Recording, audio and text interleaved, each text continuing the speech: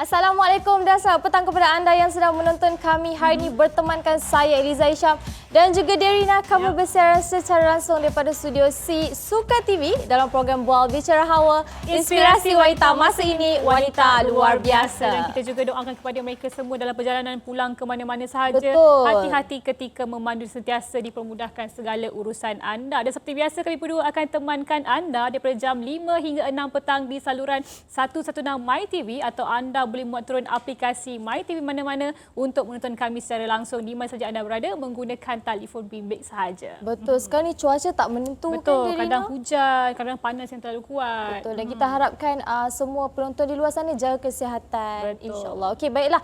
Bercakap tentang kesihatan, wanita kan.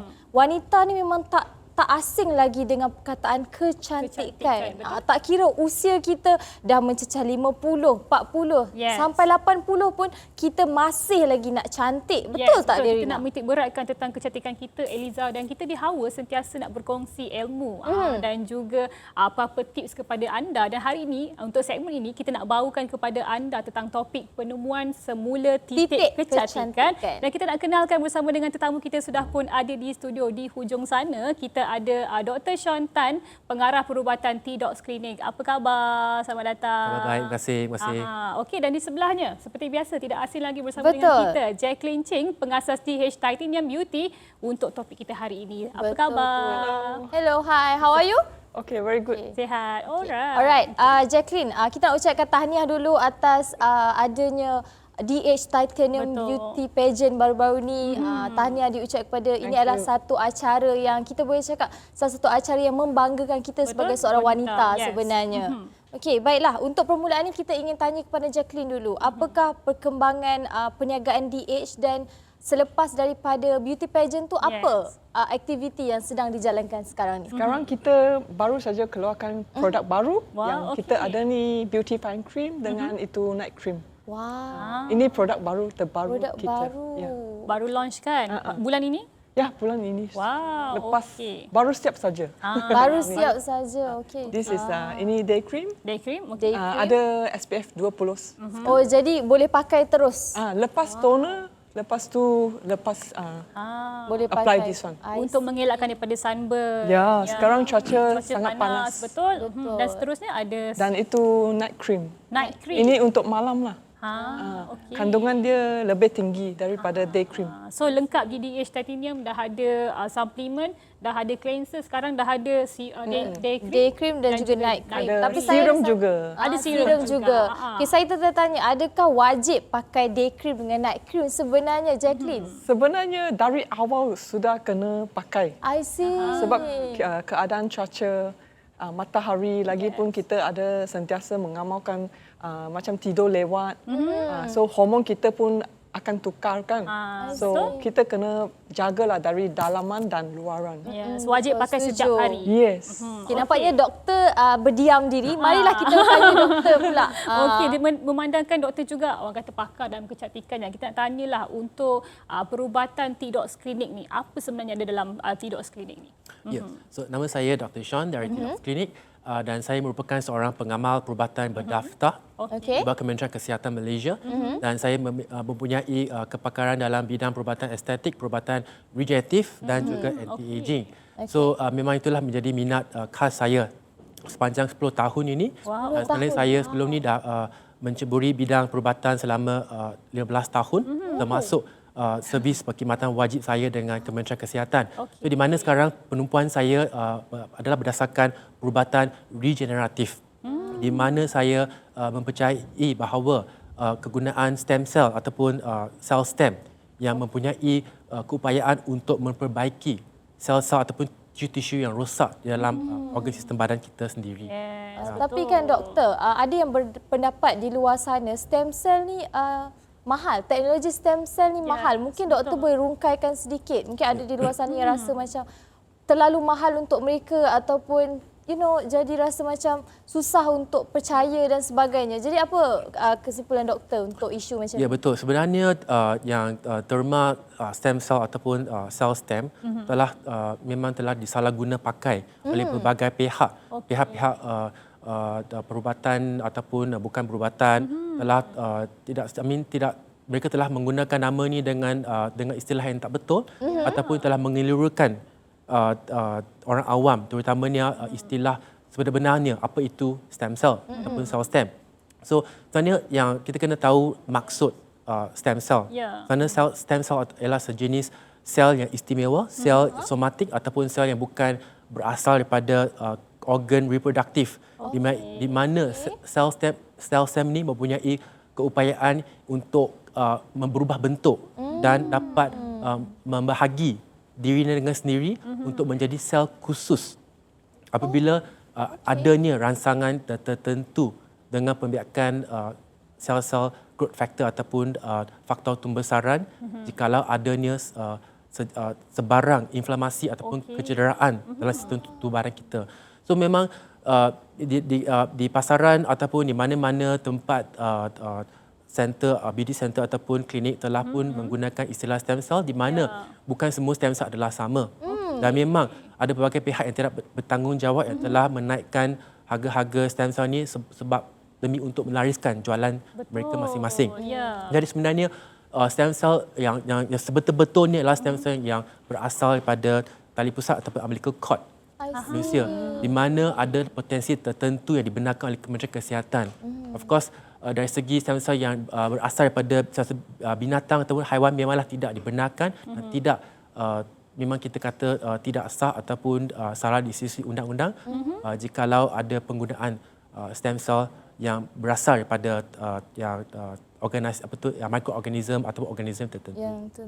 Satu ilmu baru yang kita dapat. Betul. Ada juga orang yang salah gunakan apa kebaikan stem cell ni juga kan? Betul. Ada orang gunakan untuk menaikkan lagi poket masing-masing. Itu yang menyebabkan dia lebih mahal. Sedangkan kita tak tahu pun apa stem cell tu macam mana sebenarnya dan sebagainya. Dan kesan juga memudaratkan kepada wanita khususnya. Okey, kita nak balik kepada Jacqueline sendiri. Siapa sebenarnya sasaran mereka-mereka ni, siapa sebenarnya yang sepatutnya perlu dapatkan DH Titanium Beauty ni? Dari usia baru, macam remaja yang sudah ada isu-isu skin problem, macam ada jerawat, jeragat, sebab dari muda kan dia akan accumulate. Kita tak boleh lihat dari mata kita, tapi dalam dia sudah berkumpul. So these are the repair and also protection lah. So kita kena jaga muka dari awal. Paling basic pun untuk lelaki kenalah cuci muka kan hari-hari, sebab kita keluar ada habuk, ada berminyak. Betul. Lagipun dia akan sesatkan kita punya pori-pori. Okay, adakah lelaki juga perlu menggunakan set yang lengkap dekat DH Titanium ni juga? Kalau boleh, kalau mampu memang mengalahkan kalangan lelaki dan perempuan untuk pakai. Sangat sesuai untuk semua. Yes. Okey, Dr.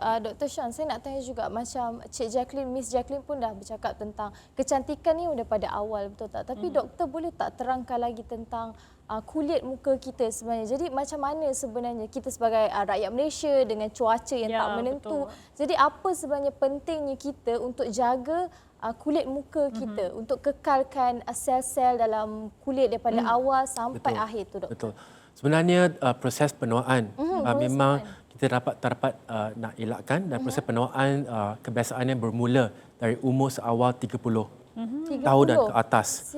Dan memandangkan kita tinggal di negara yang beriklim sebegini, so kita kena pastikan yang skincare tertentu patut kita jadikan sebagai skincare rutin seharian kita.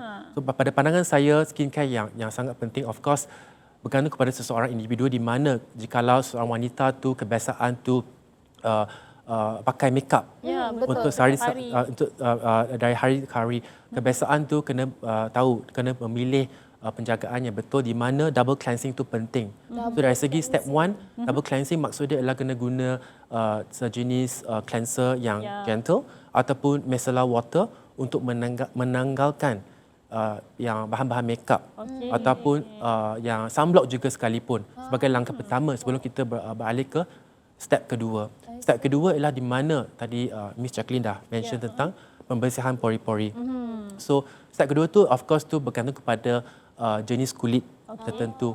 Of course kulit yang kalau kita katakan kulit yang combination, di mana ada rangsangan minyak yang berlebihan ataupun kulit yang kering dan juga kulit yang tertentu, kita kena pilih cleanser yang betul dan sesuai untuk seorang individu tu.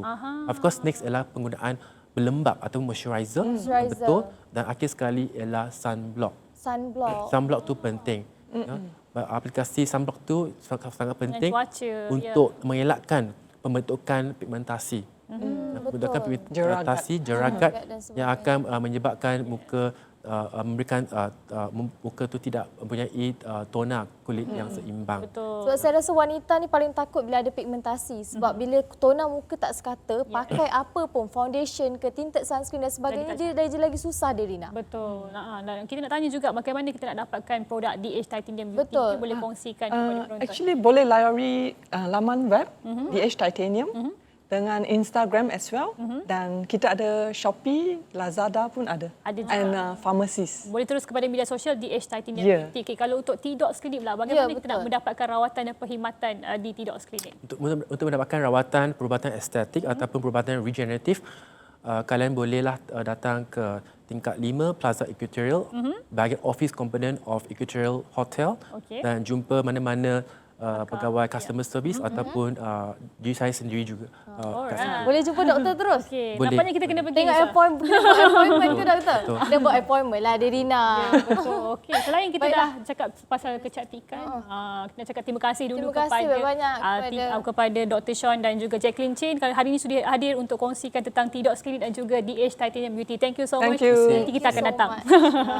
Baiklah, Rina, sebelum kita berehat kan, saya nak tanya dengan doktor sekali lah, dengan Jacqueline sekali. Betul. Tahu tak khasiat daun pegaga? Daun pegaga. Tahu? Tak tahu, kita nak kongsikan. Sebagai doktor dan juga Miss Jacqueline tak tahu, kita nak kongsikan kepada anda juga. Pegaga mampu untuk merawat kerosakan kulit dan juga meningkatkan peredaran darah, which is good for the body and also the skin. Dan juga sifat bakteria dia anti kuman dan juga anti radang yang ada pada pegaga dapat mempercepatkan pemulihan luka. Betul. Jadi kalau anda dapatkan produk ataupun servis di T-Docs Clinic, mungkin ada merah-merah tu, doktor mungkin ada bagi krim, tapi boleh konsum juga pegaga. Okey, jadi kali itu kita nak sediakan kepada anda dalam segmen Info Sehat.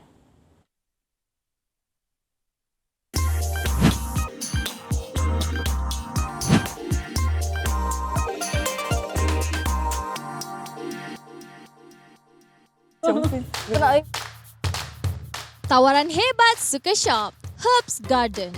Nak cuba cara tradisional? Dapatkan pegaga dari Herbs Garden untuk dimakan pada waktu siang dan malam dengan harga serendah RM89 hanya di sukashop.com.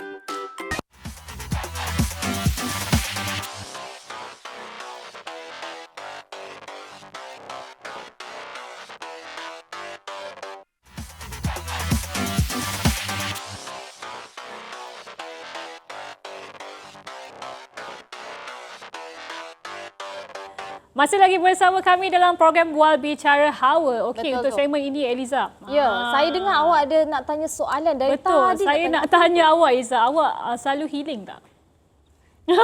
Healing sampai pagi? Pernah healing biasa tak? Biasa saya balik lah healing sampai dekat pagi. Dekat mana tu selalunya? Biasa saya pergi hutan, camping atau bukit, pantai. Tapi kali ni lain sikit Liza. Kenapa? Awak pernah tak camping dalam unggun api dalam hutan? Kalau unggun api, dia memerlukan ramai orang dan ramai tenaga. Betul, jadi baru untuk boleh saya healing. buat seorang-seorang, tidaklah. Jadi kerana itu kita bawakan kumpulannya. Kumpulannya, kita bawa pengasasnya iaitu Kuyin untuk Rumah Singgah Unggun Api. Assalamualaikum. Apa khabar? Alhamdulillah sihat. Alhamdullah sihat. Okey, Rina, awal-awal di awal-awal ini mungkin kita nak tanyalah, kita nak berkenalan dulu lah dengan Kuyin. Boleh kongsikan sedikit latar belakang tentang awak punya latar belakang dan juga bagaimana tercetusnya Unggun Api ni. Okay, by the way, Assalamualaikum and hello everyone. I hope that all good. Okay, nama saya Nur Syahira binti Ismail. Tapi mostly orang kenal saya dengan Kuying. Orang tak kenal nama sebenar. Kenapa? Ada cerita Kuying tu daripada 2012 sampai sekarang. So memang establish nama tu je lah. Okay, so saya berumur 29 tahun. Lahir di Felda Jengker, Pahang. Okay, so saya buat Unggun Api ni just a part time je. Okey. Sebab saya ada kerja full time Kerja saya. hakiki. Ada kerja hakiki. Ah. So itu je lah yang mengenai kuying. Okey. Kita tanya juga macam mana tercetusnya idea untuk cipta unggun api, dari mana mulanya? Kita dah dengar dah setahun dah. Betul. Ya. Actually unggun api by kuying ni dia bukan daripada orang ataupun benda. Dia secara tiba-tiba. Secara tiba-tiba, macam mana tu? Sebab dulu saya memang struggle 2019 sampai 2022 dengan MDD, so mental illness. Tapi sebab sebelum tu kita tidak di-expose dengan macam sekarang kan, kita dah ubah sikit stigma masyarakat kan. So waktu tu saya sakit. Tahun 2022 adalah satu titik paling rendah hidup saya. Saya punya segalanya, tapi saya diuji dengan segalanya.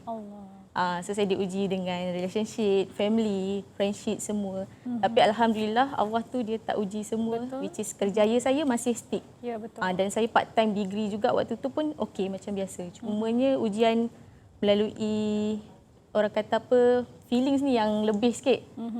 So once saya cakap dengan diri saya, okey, saya pergi healing. Pergi healing dulu dekat Langkawi. Sebab saya tak pernah naik flight. So saya cakap dengan kawan saya jom kita pergi naik kapal terbang. I tak pernah naik, boleh ajak I. So dia ajar semua and then I pun cakap dengan diri I, Kuying, kau tak boleh duduk kat tempat ni sekarang. You need to be lebih. Sebenarnya ini bukan pengakhiran hidup kau. Kau boleh pergi jauh. Ya, betul. So balik KL, saya keluarkan satu video. Saya cakap struggle umur 25 sampai 30. Lepas tu ramai orang yang setuju dengan video tu lah. So that I pun cakap, okey lah.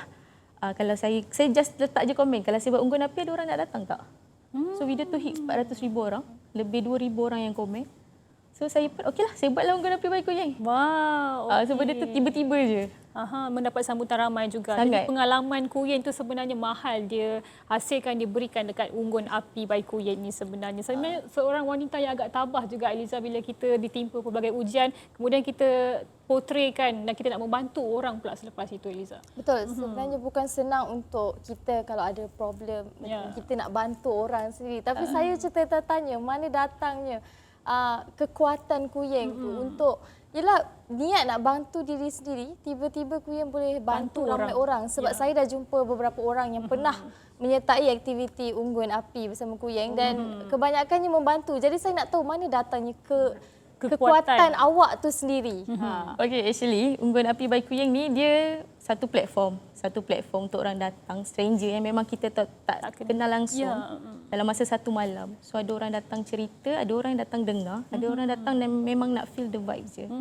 So I cakap dengan diorang, kalau you datang dengan niat yang baik, so you akan balik dengan benda yang baik. So kalau you datang nak seronok, you akan balik dengan seronok. So macam tu. Then I selalu cakap dengan diri I and arwah nenek I pun cakap, apa pun dalam life you kena buat baik. Betul. So I cakap dengan diri I, okey, buat baik je tak cukup. So kalau aku nak Allah tu tolong aku kena tolong orang. Itu je. Simple dalam life kan. So kalau aku nak Allah tu bantu aku kena tolong orang dulu untuk sama-sama bangun. So kekuatan tu datang daripada kita punya sakit sendiri. Kita ubah kelemahan jadi kita punya kekuatan. Macam tu. Okey. Saya agak agak sebab emosi kami agak terganggu di sini sebab bukan senang untuk kita sebagai seorang wanita, sebagai seorang manusia sendirilah untuk membantu orang lain dan kita sangat bangga sebenarnya sebab apa yang dijalankan ini adalah sesuatu yang diperlukan oleh masyarakat sebenarnya. Okey, kita tanya juga untuk unggun api by Kuying ini apa 6.0. antara 6.0 dah 6.0 tau. Jadi bagaimana apa di antara perancangan selepas ini ataupun sekarang yang tengah dijalankan oleh unggun api? Okey. Sebenarnya unggun api by Kuying ni kalau nak ikut susunan ni yang ke-7. Kita ada special edition which is Rewang Raya hari tu. Kita meraihkan orang yang tak ada rumah, yang kerja tapi tak dapat pulang ke kampung, so kita sambut raya dengan diorang. Itu tapi yang tu kita tak termasuk dalam edition, kita buat special. Special sikit. So yang 6.0 ni sebenarnya saya dah rehat 6 bulan. Sebab saya kena outstation kerja, saya kena ke Johor. So saya pun kita quit sekejap, kita rehat dan kita sambung balik. So waktu saya nak sambung balik ni, saya cakap dengan saya punya team, free tak kita buat unggun api lagi? So diorang semua excited. Macam okey, jom kita start. Okay. So asalnya kita war-warkan 200 orang je. Tapi malam tu kita ada kesilapan teknikal, kita release form 429 orang kurang daripada 10 minit. So waktu tu saya kat Thailand, volunteer dah takut. Dia takut saya bising sebab ada kesilapan teknikal. So dia orang pun terus WhatsApp semua dan saya terus balik hotel. Kita meeting. Okey. Dia cakap okey tak apa. Orang dah nak. Kita tak boleh nak remove semua. So kita pergi 300 orang. Wow. So saya cakap dengan tim saya, kali ni I nak buat lain. Dulu I buat setahun yang lepas. I buat dalam keadaan I yang tak okey. So sekarang I dah beransur pulih. Jadi I nak tukar environment tu, I nak buat benda lain. So I panggil Hafizul Faiz, Tuan Hafizul Faiz. Saya panggil Decathlon Cyberjaya. Okey. Lepas tu saya panggil vendor kopi, saya panggil vendor makan dan saya cakap kali ni saya nak makan malam fresh kat atas tu. Saya dah tak nak packing, saya dah tak nak buffet. Saya nak orang makan-makan panas-panas kat atas tu. So banyak kelainan. Dan I cakap kita dah cerita, kita dah ni, I nak fitness. So dah ada mental, kita buat fizikal. So esoknya kita ada senam aerobik tapi suka-suka dengan Coach Akif. So benda tu yang I tambah lagi untuk I punya team kali ni. So saya rasa 6.0 ni lagi menarik. Tapi dah tutup, dah Saya penuh. rasa sesiapa yang dapat pergi itu sangat bertuah. Mungkin tunggu awal tu. Ya, tapi kita tak berkesempatan lah Liza sebab dah penuh dah. Betul. Tutup dah. Okey, kita akan tanya banyak lagi dengan Kuyen tentang unggun api dan mungkin kalau yang ini dah tutup mungkin seterusnya datang bila lagi kan? lagi menarik. Jadi tapi kita kena berehat sebentar, kita kembali selepas ini.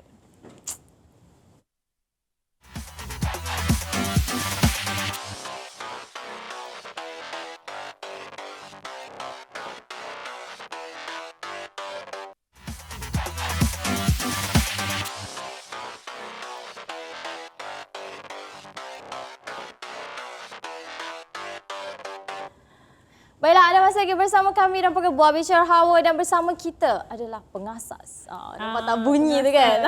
Pengasas unggun api Kuyen. Yes, betul.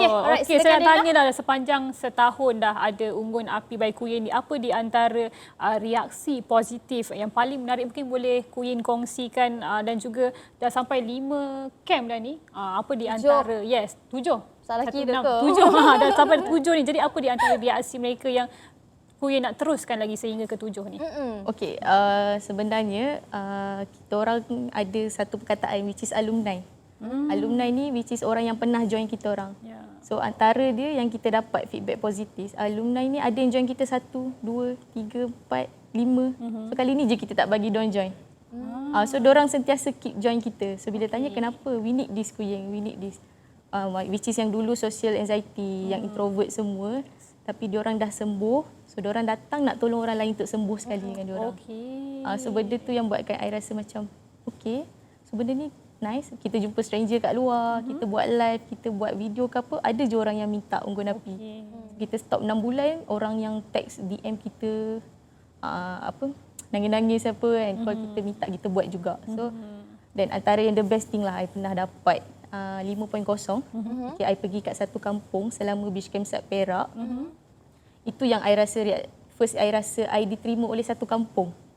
Di mana tempat tu memang orang tak tahu. Jadi saya memang suka cari tempat yang orang tak tahu. So I pergi dekat tempat tu, pergi tempat tu jumpa dengan Pak Yo, dia punya tempat tu punya owner. Lepas tu dia welcoming us. Okay, semua I boleh settle untuk you. You nak apa? So okay, kita terima makan. Okay, kita orang kampung buat buffet untuk you. So ada parents datang hantar anak dia join kita. So benda tu sangat menyentuh, which is parents hantar anak dia join kita. I tak pernah dapat kepercayaan daripada parents untuk hantar anak. Waktu tu I tak ada. Dan malam tu ada satu peserta datang, dia jumpa I nangis, dia peluk I, dia cakap, Kuyen, thank you for buat benda ni. Okay. I really need this. I orang yang teruk tapi I boleh bangun. Dia cakap macam tu and waktu tu I bagi diorang tasbih untuk event kali tu. I bagi gift tasbih dan dia cakap I really need this tasbih. Thank you for making us sedar yang sebenarnya ada Tuhan lagi. Betul. Yang zikir tu makanan kita, solat tu tiang kita. So benda tu buat I rasa macam okay, kita takut juga terima apa bagi orang tasbih ni kan. Kan, macam skeptikal orang luar kalau secara tiba-tiba stranger bagi tasbih. Kalau saya pun saya takut. I mean tak berskeptikal tapi kita manusia kita skeptikal juga. Tapi saya kira berjaya dah Izzah sebab dah sampai 7 dah. Betul. Nak repeat 7 camp tu. Betul. Sebenarnya kan Kuyen boleh jelaskan, maksudnya Kuyen boleh potong saya lah kalau saya salah. Saya rasa satu semangat tu sesuatu benda kalau kita nak jadi lagi baik, kita kena completekan cycle dia. Kita kena completekan satu bulatan. Yang pertama kita tersakiti, yang kedua kita jumpa orang, yang ketiga kita cuba meluah, yang keempat dan sebagainya. Betul tak? Bila kita complete the cycle tu, kita akan rasa lebih better sebenarnya. Actually dia lain orang, lain cara dia. okey, Lain orang, lain cara. faham. Sebab jangan letak banyak syarat untuk bahagia. Jangan letak banyak syarat untuk nak sembuh. Tak banyak syarat untuk bahagia. Jangan complete satu circle tu panjang untuk orang yang tak mampu. So no need, kita tak perlukan 10 alasan pun untuk kita bangun, tak perlu 10 alasan pun untuk kita bangkit sendiri. Ya. So ketepikan alasan-alasan tu. Betul. Kalau you nak bangun, ada 1001 cara untuk you bangun. Tapi untuk you jatuh, sekelip mata je boleh jatuh. Betul. So jangan letak banyak syarat untuk you sembuh, untuk you bangun. Jangan. Jangan letakkan benda tu. Betul, Kalau sebab- rasa nak buat, buat je. Betul. Latar belakang kita semua masing-masing berbeza, situasi kita pun Betul. berbeza. Jadi kita sendiri kena cari kebahagiaan kita sendiri, Eliza. betul. Jadi kita nak tanya juga kepada Dia Kuyin. nak almost excited je. Okay. Siapa silakan. sebenarnya dah sepanjang setahun ni, siapa mungkin awak juga pernah mengalami sebelum ni juga kan, sudah kongsikan kepada kami, siapa di sebalik tulang belakang yang sentiasa menyokong Kuyin untuk Kuyin bangkit, Betul. untuk mengadakan camp ini pula, bagaimana? Siapa? Saya ada 2 kawan baik, which is Navindran Kasenden dengan Surin Kumar. Dua-dua Indian. Okey. Waktu saya ni seorang yang talkative. Saya orang yang orang panggil memang happy go lucky ketika bekerja. Ya. Tapi waktu saya down, waktu saya jatuh sejatuhnya, saya pindah daripada kerja siang, saya pergi kerja malam. Saya tak nak jumpa orang. So, 2 orang ni datang cari saya dan dia cakap dengan saya, Kuyin, kalau you jatuh, kalau you sakit, you still ada Tuhan you. Pergi cari Tuhan you. Diorang agama lain tu. You pergi cari Tuhan you, Kuyin. Betul, sentiasa You positif. tak boleh macam ni. You tak boleh berkurung. You tak boleh tak nak jumpa orang. You pergi cari Tuhan you. So, I cakap dengan diorang, okay lah, I nak buat unggun api semua. And then dia cakap, macam mana kita nak cari orang? Macam mana kita nak kumpulkan tenaga? Betul. Dan saya pun start buat Telegram pukul 2 pagi dekat depan site buat Telegram. Dan kita post secara random 5 minit. Saya nak 15 orang untuk jadi volunteer saya. Okey. Saya nak mental yang tahan, mental fizikal. Tapi saya nak bagi tahu siap-siap sebab saya tak ada duit nak bayar korang. Alright. Sebab event pertama saya, totally saya guna duit gaji saya dan duit simpanan saya. Wow. Semua saya pakai duit saya 100%. Lebih kurang 7 hingga 10 ribu. Waktu tu daripada A sampai Z. Waktu tu sebulan tak bayar kereta, tak bayar saya punya utility semua untuk sediakan platform untuk orang. Waktu tu lah. So, kudos to my team. Ada 20 orang. Ada ramai yang dalam tengah jalan kita tengah buat ni, ada yang tarik diri. I see. Tapi yang sekarang ni, yang ada dengan saya ni memang saya rasa ya Allah Tuanku, sangat-sangat bersyukur. Saya tak kenal dia orang totally. Saya tak tahu tinggal kat mana, umur berapa, nama sebenar pun saya tak tahu. Okey. Yang saya tahu, okey Cikgu AA, Kak Long. Macam tu je, kita tahu nickname je. Sebab saya bagi tahu kita keep stranger. Supaya bila kita cerita tak kekok. Betul?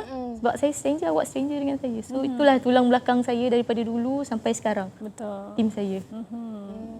Okay, Kuyin, mungkin terakhirlah kita nak tanya kepada Kuyin. Tak tahu terakhir ke tak, tapi saya nak tanya kepada Kuyin, mungkin ada kata-kata Kuyin di luar, kata-kata untuk penonton di luar sana yang Betul. mungkin takut sebenarnya, Ya. masih lagi takut untuk keluar daripada rasa bersalah, rasa menghukum diri sendiri, rasa tak boleh hidup dah. Sebab itu masalah kita zaman sekarang. Betul. Masalah masyarakat, kita suka memendam. Memendam sampai satu tahap kita tak tahu kita nak pergi mana. Betul. Dengan keadaan sekarang yang Betul. agak mencabar pada zaman Mencabar, masa betul. kini. Jadi mungkin boleh kongsikan antara kata-kata Kata-kata kepada mereka. tips kepada mereka lah. Okay, so I nak share dengan korang lah, which is sebenarnya jangan pandang satu nikmat yang Allah tarik, tapi tengok 10 yang dia bagi. Dia tarik kita satu nikmat, which is mungkin dia tarik kita heartbroken, dia tarik orang yang kita sayang. Sebab kita ni sentiasa diuji dengan benda yang kita sayang. Macam Buya Hamka cakap, campakkan orang yang kaya jiwa dia dengan cinta ke dalam lautan, pasti dia akan balik dengan seekor ikan. Tapi campakkan orang yang mati jiwa dia dengan cinta ke dalam gudang roti, pasti ia mati kelaparan. Betul? Benda tu deep Buya Hamka cakap tu. So kita memang akan sentiasa diuji dengan apa yang paling kita sayang, paling kita cinta atas dunia ni. So apa pun yang kita buat, letak Allah dulu yang pertama. Tak kira siapa pun kita, jahat mana pun kita, masa lalu tu adalah satu pengajaran, bukan satu hukuman untuk masa hadapan. So yang lepas kita tak boleh ubah, Betul. kita biarkan je dia. Ya. Kita bangun, kita mulakan hari ni macam biasa. Sebab kalau kita keep duduk tempat yang sama, macam kita berlari kat Kemana treadmill. kita, betul? Kita nampak future tu, kita nampak apa yang kita perlu buat. Yes. Sebab kita tak tahu nak buat apa. Tak tahu ke mana. So, yang paling susah saya pegang, tetap buat baik dengan orang yang tak baik dengan kita. Benda tu yang paling susah sebenarnya. Tapi apa pun you buat baik terus. So, yang penting cari Tuhan kita, siapa kita sebenarnya. Okey, terakhir aku yang kalau ada penonton yang nak Sertai atau mungkin unggun nak kontak untuk unggun api yang seterusnya, maklumlah 6.0 dah habis. Ya, Jadi sambutannya agak menggalakkan ni, ramai jadi dah tanya kat mana ni. mereka nak reach Kuyeng? Ya. Okey, kita ada official kita Telegram. Kita ada 13,000 subscriber kat sana. Wow, okey. Itu main kita.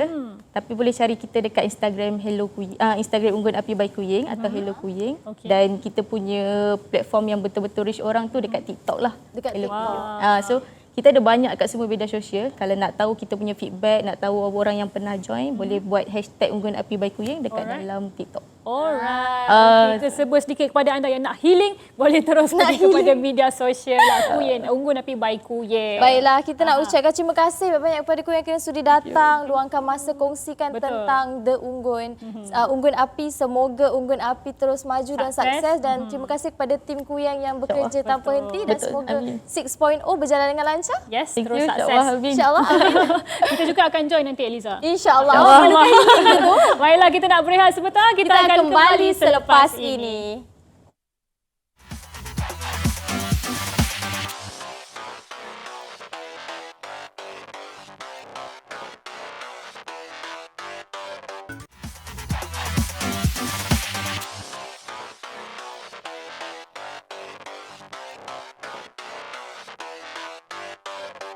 Masih lagi bersama kami dalam program Bual Bicara Hawa Inspirasi Wanita. Masa ini Wanita Luar Biasa. Dan untuk segmen ini kita seperti biasa kita jemput panel kita Cik Syahira Shaharudin untuk topik yang agak menarik untuk kita kongsikan kepada anda, hak wanita mendapatkan perlindungan. Assalamualaikum Cik Syahira. Salam. Khabar? Sihat. Alhamdulillah. Penonton Hawa. Suara sedikit lah, serak Suara sedikit. sedikit. Yes, penonton Hawa rindukan Cik Syahira. Betul. Datang ni. Banyak kes dah berlaku, Betul. kita nak membincangkan ni. Follow up kan? Yes, terima kasih banyak sudi hadir bersama kami hari ini.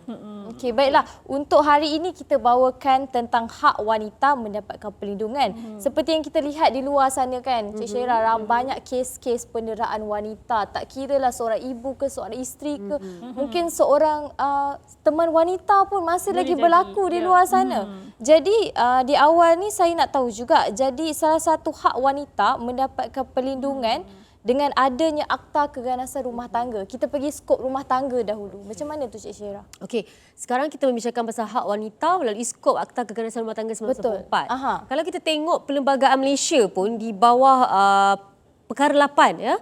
Semua orang ada hak untuk mendapat perlindungan. Tak kisah dia wanita yang muda, wanita yang tua, wanita yang dah berusia ke, dia mempunyai hak sama rata untuk mendapatkan perlindungan keganasan daripada keganasan rumah tangga ni. Dan Akta Keganasan Rumah Tangga ni protect kita punya wanita daripada didera secara fizikal, mental dan juga emosi.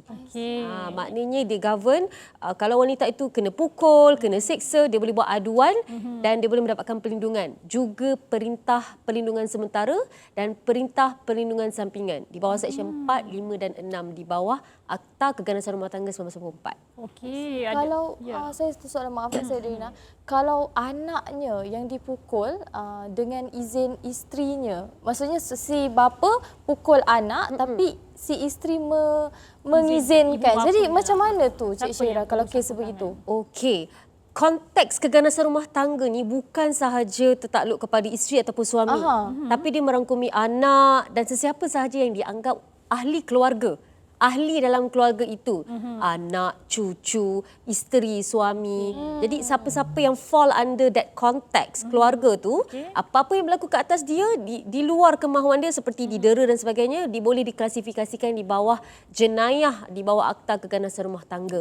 Jadi kalau isteri itu membenarkan, dia tak protect anak tu, dia dikira bersubahat. Maknanya dia pun boleh dipertuduhkan di bawah tuduhan kata orang tu dia membantu, dia solicit si pemangsa ni untuk mendera anak tersebut. Jadi dia boleh dikenakan hukuman sekiranya dia nak protect kata orang tu dia nak protect perbuatan suami dia tu, dia sanggup untuk mendiamkan diri, dia tak nak mendedahkan apa yang terjadi pada anak dia, itu juga merupakan satu kesalahan jenayah. Betul. Jadi kedua-duanya ada orang hukuman yang perlu mereka terima lah. Betul. Okey, nak tanya juga, terdapat juga undang-undang untuk wanita nak mempertahankan dirinya dan juga mungkin ada di kalangan mereka isteri yang ada mungkin suaminya mendera dan sebagainya. Jadi Akta yang bagaimana mereka perlu mohon dari segi Akta Perlindungan Wanita ataupun Akta Keganasan Rumah Tangga?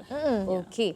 Kita ada fine line yang membezakan antara Akta Keganasan Rumah Tangga dan juga Akta Perlindungan Wanita. Tapi dalam satu masa yang sama, kedua-dua akta ni boleh terpakai bergantung kepada apa bentuk jenayah dan situasinya. Dan dalam masa yang sama juga, kanun kersiksaan pun boleh diguna pakai. Maknanya kalau benda tu dah jatuh jenayah, sampai mendera, sampai ditoreh muka ke, sampai menyebabkan kecederaan dan ancaman bunuh, maka itu akan kita kira dan rujuk di bawah kanun kersiksaan. So dia akan pakai 3 sekali, Akta Perlindungan Wanita dan Gadis, Akta Keganasan Rumah Tangga dan kanun kersiksaan. Maknanya kalau sabit kesalahan, dia boleh dapat hukuman di bawah ketiga-tiga akta. Dia bergantung kepada situasi dan juga setakat mana kecederaan itu berlaku. Adakah secara fizikal, adakah secara mental, adakah secara emosi ataupun psikologi. Dia macam threaten ataupun hanya macam bully ke ataupun secara percakapan, lisan. Maksudnya ataupun silent treatment. Kita kena tahu apakah bentuk keganasan yang diimpos kepada pasangan itu. Okey, jadi ketiga-tiga akta tu hukumannya adalah satu. Tidak. Ketiga-tiga hukuman tu adalah hukuman yang berbeza dan dia bergantung kepada hakim sama ada untuk menjatuhkan hukuman tu jalan serentak ataupun berasingan. Concurrent atau consecutively. Maksud Cik Syahir di sini, seseorang, maksud seorang individu tu boleh untuk dijatuhkan ketiga-tiga hukuman dan serentak dalam waktu yang sama ataupun tidak macam tu. Di bawah seksyen yang berbeza-beza. Dan sekiranya dia melakukan penderaan tu kepada isteri dan anak, maka hukumannya pun berbeza. Kesalahan terhadap isteri, kesalahan terhadap anak. Okey, Cik Syahir, saya nak tanya juga, kita pernah digemparkan, rakyat Malaysia pernah digemparkan dengan satu kes, beberapa kes penderaan sebenarnya kanak-kanak, dan salah satunya adalah kes kanak-kanak yang dibuli, yang didera bersama emaknya dan rakan perempuan emaknya. Jadi kalau macam tu, Cik Syahira, macam mana kes tu akan terjadi? Okey, kes tu kita akan lihat. Okey, mulanya kalau ibu bapa pasangan tu bercerai, hak jagaan anak tu kebanyakannya most of the time akan jatuh kepada ibu. Betul. Tapi sekiranya kita dapat buktikan bahawa ibu ni gagal ataupun culas dalam menjalankan tanggungjawab dia sebagai penjaga, maka hak jagaan tu akan automatically berpindah kepada si bapa. Dalam hal ini, bila kita dapati ibu tu tak mampu nak protect anak tu, definitely hak jagaan tu akan berubahlah kepada si bapa. Dan dalam hal ini, ibu itu boleh disabitkan kesalahan mendera anak tersebut. Walaupun bukan dia yang dera directly, pasangan dia yang dera, tapi disebabkan tindakan dia berdiam diri dan tak buat apa-apa untuk protect anak tu. dia. So dia boleh dikenakan hukuman juga kerana membantu pemangsa untuk melakukan kecederaan fizikal terhadap anak tersebut. Bergantung kepada situasi tu juga sebenarnya. Betul. Dan definitely bila jatuh kesalahan, hak jagaan tu akan serta-merta lucut dan berpindah kepada bapanya sekiranya ada. Okey, manakala saya cakap kes tadi, saya pun nak petik satu kes, mungkin isu kecederaan, membuli dan sebagainya. Kes dera di Taska. Jadi bagaimana, siapa kesalahan yang apa yang perlu kesalahan disabitkan kepada oleh ibu bapa itu kepada si pendera, padahal si pendera itu juga adalah seorang wanita. Jadi bagaimana? Okey, dalam undang-undang kita tidak ada bias dari segi pelaku tu wanita ataupun lelaki. Kalau orang tu salah, kita memang akan jatuhkan hukuman yang seadilnya, yang sewajarnya kepada dia. Tapi kita kena tengok apa sebab dia melakukan kesalahan jenayah itu. Tapi kalau dalam hal mendera kanak-kanak ni dia tak ada kapasiti macam orang dewasa. Jadi apa pun justifikasi yang cuba dikeluarkan oleh pemangsa, highly likely tidak akan memihak kepada pemangsa lah. Sepatutnya kita akan protect kepentingan anak tersebut. Jadi dalam hal ni bila cikgu ataupun tukang jaga kat Taska tu dera, kita akan ambil kira berapa contoh lebam ke, kena pukul ke, kena tampar ke dan sebagainya. Kita ambil kira degree of severity itu. Sejauh mana seriusnya tahap penderaan yang dia lakukan, adakah baru sekali sudah dapat tangkap atau dah berulang-ulang kali sebenarnya budak ni didera tapi dia tak bagi tahu. Jadi kita boleh tengok kat situ, kalau 5-6 kali dia dah didera, maknanya orang tu memang melakukan dengan niat. Tendensi. Jadi dalam kesalahan jenayah ni apa-apa dia back to intention. Bila kita dapat buktikan yang dia ada intention melakukan satu kesalahan jenayah, maka dia boleh disabitkan atas hukuman yang melibatkan penderaan tersebut. Jadi selepas bersama dengan Cik Syairah ni, lama dia tak datang kan. Saya rasa kita sebenarnya makin terang dengan akta-akta yang ada. Sebab lately ni memang banyak sangat kes penderaan, isu penderaan kanak-kanak yang orang rasa macam ambil enteng setakat viral dan juga dah habis tak tahu pergi mana. Jadi si pelakunya tak dapat hukuman yang setimpal betul dengan apa yang dia lakukan. Dan kita ada macam-macam bercakap dengan Cik Syairah ni, tapi kita nak minum dulu, kita nak berehat sebentar, kita kembali selepas ini.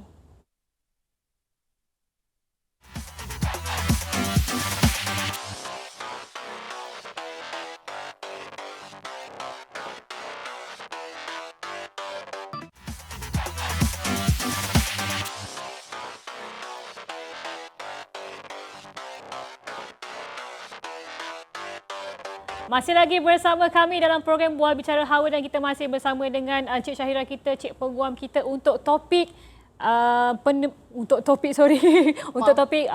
pelindungan wanita. Betul tu Cik Syairah.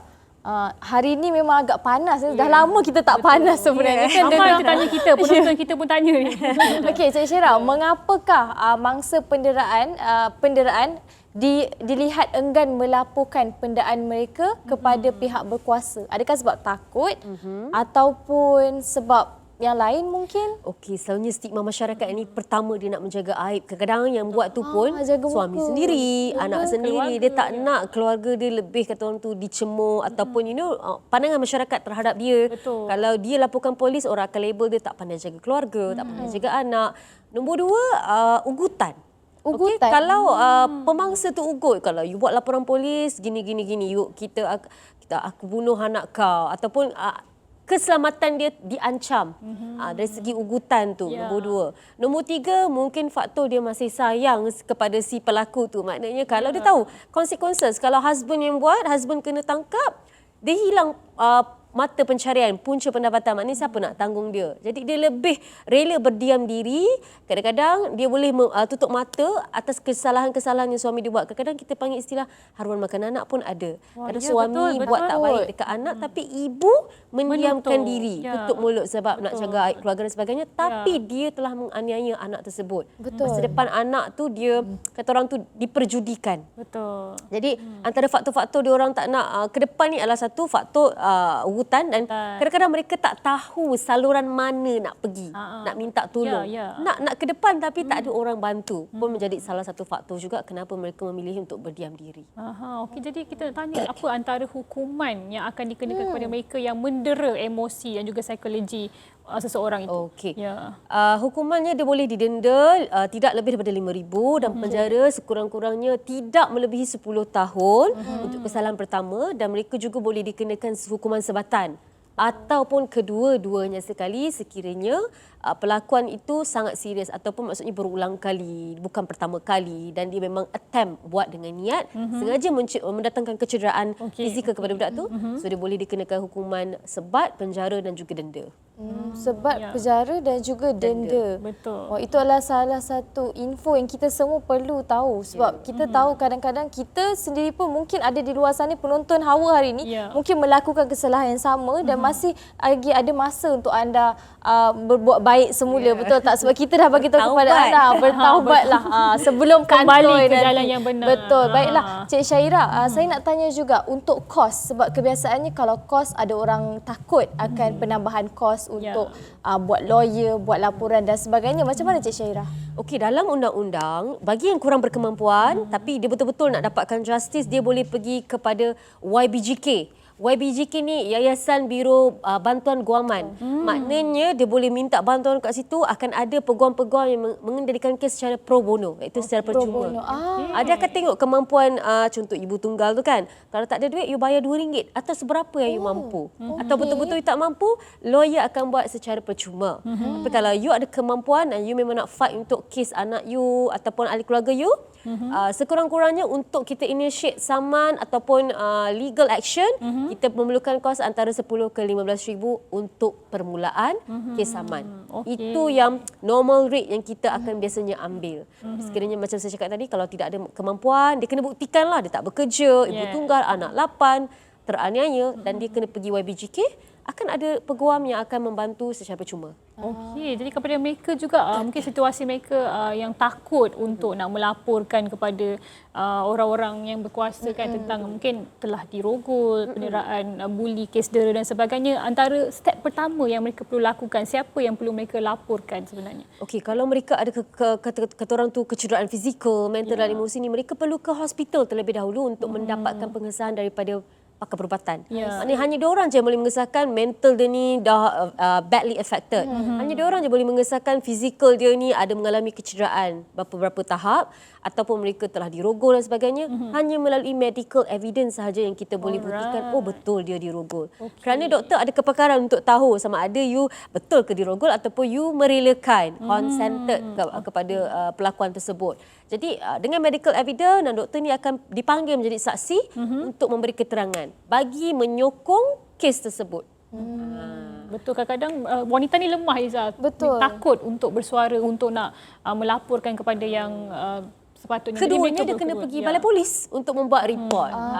Hospital dan balai polis. Hospital Kedua-duanya, ya.